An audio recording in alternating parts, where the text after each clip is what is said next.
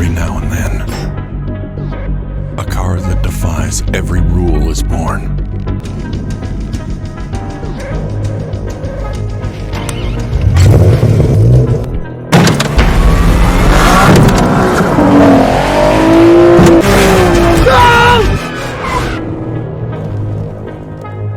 Have you ever been shopping for cars online and then filter your search by manual transmission, because all of the cool cars have them? If you haven't, try it now. Oh wait, see, isn't that awesome what you find? Now try sorting by price and start from the bottom of the barrel and tell me you didn't just try to justify buying another project car. Need help with your car problem? Drop a comment section below. While this seems like a tangent, my point is that cars have different transmissions, the link between the engine and your wheels turning to make your car move forward. How about we do a little bit of digging to figure out what's going on underneath? Here are 3 different transmission types found in today's vehicles, along with 5 ways to help identify the specific transmission model. Trinix AutoFix. Table of contents. Types of car transmissions. Manual transmission.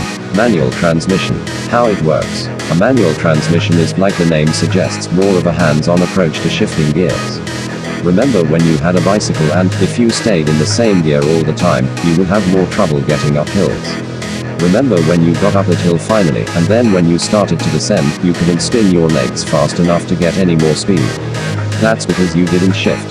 Shifting gears helps you control how much power you are putting through your drivetrain, and when your engine is your legs, you need to make sure your bike is in the right gear so you don't overwork your legs. The same concept applies to your car. In order to make your engine last longer, you need to shift through the gears to get the most efficient transfer of power. If you didn't, it would be like accelerating from 0 miles per hour in 6th gear all the time. See also, manual transmission hard to shift. 6 common causes. How to identify. Manual transmission shift knob. A good way to identify a manual transmission is just to look at it first. Does it have a picture on the top of the knob that looks like a bird's eye view of Tron in black and white with numbers at the end of each line? If so, that's probably a manual transmission. Still can't tell? Try grabbing the transmission and waggling it around a bit.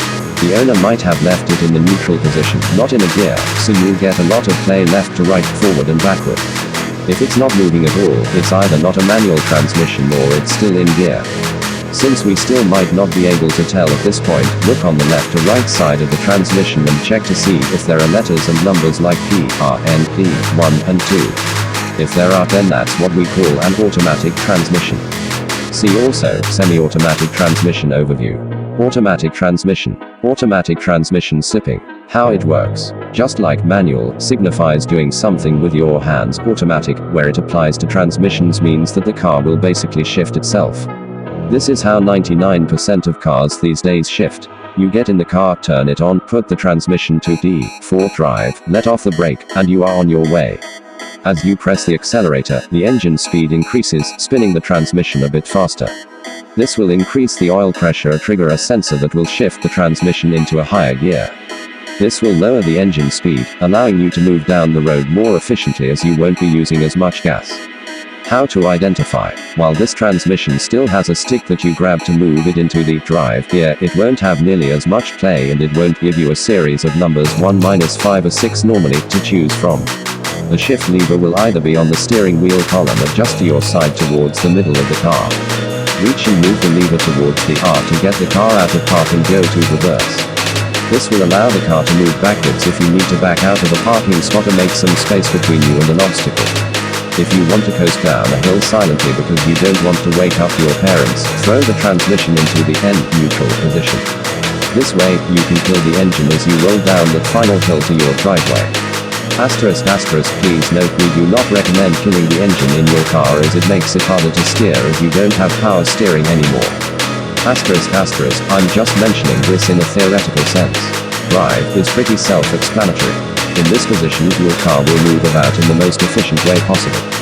There will be a preset shifting point under 3000 RPM normally, and if you floor it, the car will downshift and accelerate as fast as possible. Often below the D position, there is a 2, which stands for second gear. You would shift into this gear when you are doing some mountain driving and you want to save your brakes on the downhill portion. This will force the engine to not exceed the speed required for second gear, and since the momentum of the car is propelling you downhill, the engine will slow the car down. If you were to just lay on the brakes the whole way down, you will face premature wear on those pads, and this could even result in failure. If you're going down or up something extremely steep, you might just want to throw the transmission in L for low or 1 for first gear. This will allow you to use all of the engine at the lowest gear option so you get the most wheel spin per input of throttle. If you want to do a burnout in an automatic transmission, you'll need this feature if you're going to get any sort of wheel spin. Finally, many newer cars will have an automatic transmission with manual mode. This will allow you to manually select the gear you want to be in. It's helpful for the same downhill scenario where you would shift into a lower gear and allow the engine to prevent the car from gaining speed while going downhill, instead of forcing you to ride the brakes. A manual mode also offers at least a bit more driver engagement, fun for those purists who may prefer going through the gears of a manual transmission. CVT transmission. How it works. Many cars that you can buy these days will be equipped with a continuously variable transmission or CVT. This is a form of automatic transmission in that you don't have to actively shift between gears with your hands, but the mechanism and feel are a little bit different. Just like an automatic transmission, you just need to put it in drive and go forward.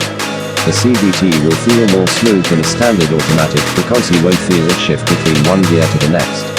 You might also find that the car won't accelerate as quickly in general because it is more meant for efficiency, not for performance. Under the skin, a CVT transmission uses a rubber band in order to maintain the proper gear ratio while you are driving along. This rubber band is always the same length, but it needs to go around both the input and output shafts in the transmission. The way the transmission keeps engine speeds low and efficient is by moving the input and output shafts back and forth. Each shaft has a wide portion and a narrow portion that adjusts how quickly each shaft spins, but keeps them in proper relation to each other since there is a rubber band that doesn't change its length. Related list of cars with a CVT transmission. How to identify CVT transmission badge. CVTs are generally used in smaller cars where there doesn't necessarily have to be a clear distinction between gears as you would need in a semi-truck, for example.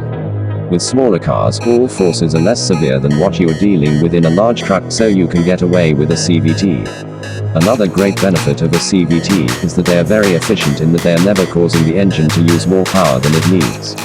Many manufacturers also swear by the CVTs, claiming that you don't really need to service them in the first 100,000 miles.